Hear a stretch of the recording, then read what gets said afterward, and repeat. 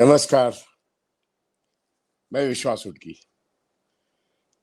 आज के आपके सामने एक जो रिपोर्ट है, वो रशिया से भारत तेल खरीदता है, तो फिर ट्रम्प साहब को गुस्सा क्यों आता है? आपने एक हिंदी फिल्म देखी होगी, अल्बर्ट पिंटो को गुस्सा क्यों आता है? वही कहानी है कि डोनाल्ड ट्रम्प को गुस्सा क्यों आता है, क्योंकि नरेंद्र मोदी उनके बहुत नजदीकी करीबी दोस्त, भारत बहुत करीबी दोस्त, अब की बार ट्रम्प की सरकार कहने वाले वो रशिया से ऑयल खरीदते हैं। और रशिया से ऑयल क्यों खरीदते हैं? ये अल्बर्ट पिंटो का नया रूप जो है डोनाल्ड ट्रम्प, ये पहली बार जब प्रेसिडेंट बने, इन्होंने ईरान के ऊपर सैंक्शंस लगाए। जैसे आजकल वो टैरिफ वॉर चालू है ना, पहले सैंक्शंस लगाते हैं। जो अमेरिका की सुनता नहीं, उस देश पे ट्रेड सैंक्शंस लगा दो। इस तरीके से उस वक्त ईरान ईरान के पूरे पूरे उनके जितना भी अमेरिका का व्यवहार था, वो तो उन्होंने बंद कर दिया।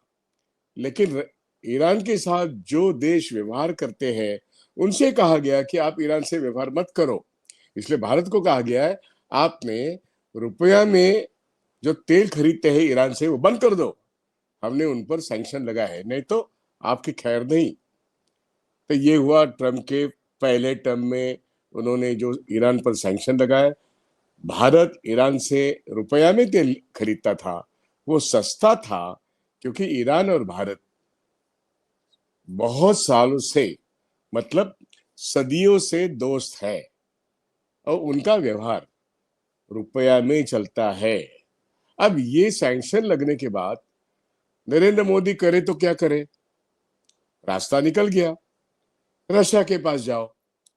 रशिया के पास जाने के बाद अब ट्रम्प अल्बर्ट पिंटो को गुस्सा क्यों आता है की कहानी याद करो।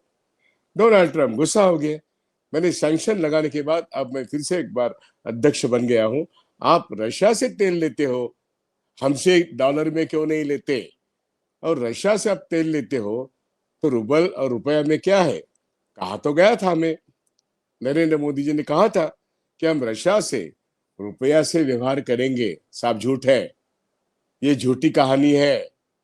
और इसलिए अल्बर्ट पिंटो को फिर गुस्सा हुआ, आप रशिया से डॉलर में ही खरीदी करते हो, रूबल में भी नहीं, तो उनसे तेल लेते हो तो मुझसे क्यों नहीं, अमेरिका से क्यों नहीं? इसलिए अल्बर्ट पिंटो को डोनाल्ड ट्रम्प को गुस्सा आ रहा है। और रशिया का, चाइना का और इंडिया का डोनाल्ड ट्रम्प ने टैरिफ वॉर शुरू करने के बाद इंडिया के पास चॉइस क्या है? इसलिए फिर से एक बार रशिया से दोस्ती, फिर से एक बार चाइना से दोस्ती। जो दुश्मन है वो भी दोस्त बन गए। ऐसी वो हालत अब बन गई है। लेकिन डोनाल्ड ट्रम्प से दुश्मन ले लिए, अल्बर्टो को गुस्सा क्यों नहीं आएगा? अब देखिए, एक इंटरनेशनल एजेंसी है, उसने रिपोर्ट लिया है कि ईरान के साथ सैंक्शन होने के बाद रशिया के साथ जो इंडिया का व्यवहार है, वो क्रूड ऑयल में है, वो बहुत सारी चीजों में है। इसलिए अल्बर्ट पिंटो, डोनाल्ड ट्रंप, इनको गुस्सा आके वो कह रहे हैं, देखिए आप जो खरीद कर रहे हैं वो फिर यूरोप में जा रहा है, और यूक्रेन और रशिया का जो वॉर है, इसमें आप फंडिंग कर रहे हो, आप वॉर फंडिंग कर रहे हो, तो इसलिए आपका टैरिफ 25% और 25% बनेगा। आप नहीं रुकोगे तो और बढ़ाएंगे। चाइना का उन्होंने 100% कर दिया है। अब इतना ही नहीं, जो इंग्लैंड के प्राइम मिनिस्टर भारत में आके गए, इंडिया ग्रेट ब्रिटेन का कोई समझौता हुआ, फ्री ट्रेड एक्ट भी हुआ, बहुत सारी चीजों में कोऑपरेशन की बातें कही गई। लेकिन आप देखिए, ब्रिटेन के प्राइम मिनिस्टर जो भारत में आए थे, उन्होंने भी भारत पर इस बारे में नायरा जो है, मतलब नायरा ये गुजरात का ऑयल कंपनी है जिसका व्यवहार रशिया से है। ये भी तो बहुत नजदीक है नरेंद्र मोदी साहब के। एसआर ऑयल का नया रूप है। अब उनको उनको उन्होंने सैंक्शन लगा दिया है। अब देखिए बात कैसी है। सैंक्शन ट्रंप लगाते हैं, सैंक्शन ब्रिटेन लगाता है, परसों आके हमारे साथ एग्रीमेंट करते हैं, आज सैंक्शन लगाते हैं, कहते हैं कि होशियार, खबरदार, आप रशिया से मत तेल लो। और वो जो तेल है, फिर वो उसका जो वॉल्यूम है, चाहे वो यूके हो या यूएस हो, दोनों भारत से कहते हैं हमारे साथ व्यवहार करो, रशिया से साथ व्यवहार मत करो, चाइना के साथ व्यवहार मत करो।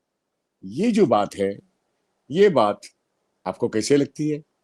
अब वो व्यवहार क्या है, वो देखने की बहुत जरूरी बात है। सितंबर महीने में, इसी इसी सितंबर में, हम तो अक्टूबर में है, और अक्टूबर का ये जो, अब तो 15 तारीख 16 तारीख है, देखिए सितंबर में भारत ने जितना भी खरीदी किया है, वैसे कब से कर रहा है? 22, 23, 24, अब 25, लगातार बार बार इंडिया रशिया से जो करता है व्यवहार, वो डॉलर में है। अब एक हेलसिंकी में एक इंटरनेशनल एजेंसी है जो ऐसे ऑयल के मामले में जो व्यवहार होते हैं इंपोर्ट एक्सपोर्ट, उस पर एक रिपोर्ट बनाता है। उन्हें ने ये रिपोर्ट बनानी है, और वो कहता है कि energy and clean air, CREA, that is centre for research on energy and clean air, ये संस्था है। इन्होंने ये कहा है कि देखिए कि पूरा जो इंडियन रिफाइनरीज है, भारत की जितने भी ऑयल कंपनी है, उन्होंने 2.5 बिलियन, देखिए 2.5 बिलियन यूरो में, मतलब करीब करीब 25,600 करोड़ रुपया, 25,600 करोड़ रुपया सिर्फ सितंबर महीने में यूरो में रशिया से ऑयल लिया है। ये कौन कहता है? ये रिसर्च इंस्टीट्यूट कहता है। और ये रिसर्च इंस्टीट्यूट कहता है, लेकिन पहला नंबर तो चाइना का है। चाइना ने करीब करीब, देखिए वो आंकड़े ऐसे हैं, 3.2 बिलियन यूरो, मतलब चाइना नंबर 1 है रशिया का क्रूड ऑयल और बाकी सारी चीजें इंपोर्ट करने में। भारत नंबर 2 है। ये सब सारे आंकड़े जो है ना, ये सिर्फ सितंबर के हैं। आगे के आंकड़े देखा जाए तो 3.6 बिलियन की बात आती है टर्की की। टर्की तो यूरोप में आधा है और एशिया में आधा है। टर्की ये देश, भारत में जैसे नरेंद्र मोदी की सत्ता है, वैसे टर्की में भी इन्हीं के दोस्त वहां पर है। इनका भी रिश्ता रशिया से है ऑयल के मामले में। इसलिए चाइना हो नंबर 1, भारत हो नंबर 2, टर्की हो नंबर 3, ये सितंबर महीने में नंबर 1, नंबर 2, नंबर 3 है, जिसमें उन्होंने यूरो में लिया है। और यूरोप के सारे देशों को ये क्रूड ऑयल हम खरीदते हैं, और भारत में से, टर्की में से यूरोप में यही ऑयल जा रहा है। और इसलिए अल्बर्ट पिंटो को गुस्सा आता है कि आप यूक्रेन के वॉर को फंडिंग कर रहे हो। और इसलिए यूक्रेन ने अभी हाल ही में रशिया के जितने क्रूड ऑयल रिफाइन करने के जितने कंपनियां हैं, वहां पे मिसाइल दाग दिए। वो मिसाइल दागने के बाद भी इतना खरीद हो रहा है। अब कम हुआ है, टैरिफ वॉर चालू होने के बाद थोड़ा बहुत कम हुआ है। थोड़ा बहुत भारत में डर भी पैदा हुआ है, क्योंकि डोनाल्ड ट्रंप कहते हैं, अल्बर्ट पिंटो कहता है कि आप हमारे से खरीदी करो, आप हमसे तेल भी लो, हमसे हथियार भी लो, रशिया से हथियार लेना बंद करो, रशिया से तेल लेना बंद करो। हम रशिया से क्या क्या लेते हैं? हम बहुत कुछ लेते हैं। हम रशियन क्रूड ऑयल लेते हैं, हम LNG लेते हैं, हम कोल भी लेते हैं। और ये कोल यहाँ पे अदानी साहब के लिए लेते हैं। तेल तो अंबानी लेता है, मुकेश, और यूरोप में बेच देता है। तो कौन किसके लिए काम कर रहा है? हम रशिया से कोल भी लेते हैं, ऑयल भी लेते हैं, एलएनजी भी लेते हैं, और ये सब रिफाइंड ऑयल भी लेते हैं, पाइपलाइन गैस भी लेते हैं। ये पाइपलाइन गैस चाइना हो या भारत हो, हम लेते हैं रशिया से और यूरोप में भेजने की कोशिश करते हैं। क्यों नहीं अल्बर्ट पिंटो को गुस्सा आएगा? ये बात इंपोर्ट एक्सपोर्ट की होती है, लेकिन इंटरनेशनल लेवल पे ये वॉर की बातें बन जाती है। वो टैरिफ वॉर हो, वो हथियार की वॉर हो, दुश्मन हर तरीके से अपने दोस्तों को इकट्ठा करता है। दोस्त भी दुश्मन बनते हैं, दुश्मन भी दोस्त बनते हैं। लेकिन अमेरिका के लिए रशिया नंबर 1 का दुश्मन है, चाइना नंबर 1 का या 2 का दुश्मन है। भारत तो दोस्त था ना, लेकिन भारत की ईरान पर सैंक्शन आने के बाद रशिया पर तो सैंक्शन है ही, टैरिफ वॉर में चाइना तो सुनता ही नहीं है। हमको तो सिर झुका के डोनाल्ड ट्रंप के आगे झुकना पड़ता है, क्योंकि नरेंद्र मोदी सरेंडर मोदी है। और आज की तारीख में बाकी आंकड़े, रशिया से हमने कितना तेल कितने यूरो में लिया, कितने डॉलर में लिया, 22 से लेके 23, 23 से लेके 24, 25, ये बताने की जरूरत नहीं है। हर महीने में ऐसे ही 25,000, 26,000, 30,000 करोड़ हम खर्चा करते हैं रशिया से ऑयल खरीदने में। लेकिन इसका फायदा कुछ गिने चुने कारपोरेट्स को होता है। देश में हमारे जो ऑयल बेचा जा रहा है, इसमें 1 रुपया भी कम नहीं हो रहा है। याद करो, डॉक्टर मनमोहन सिंह के वक्त हम तो 60-65 में 1 लीटर पेट्रोल लेते थे। आज ईरान हो या रशिया हो, ये सब पिछले 11 साल में महंगाई आम आदमी के लिए भारत देश में, पेट्रोल हो, एलएनजी हो या डीजल हो या फिर ऑयल प्रोडक्ट्स हो, आम आदमी के लिए 100 से पार है। आम आदमी का जेब कटता है। ऑयल पूल अकाउंट में 27 लाख, 28 लाख, 30 लाख, 32 लाख इतना पैसा आता है। ऑडिट कहां पर होता है? आम आदमी के लिए पेट्रोल सस्ता नहीं, डीजल सस्ता नहीं, एलएनजी सस्ता नहीं, और ऑयल पूल का अकाउंट या रिफाइनरीज में या जितने भी ऑयल कंपनीज है, यहां पर उनका हिसाब किताब किधर है? लोग कर्जे के बोझ में डूबे जा रहे हैं, महंगाई के बोझ में डूबे जा रहा है, रोजगार बढ़ता नहीं है।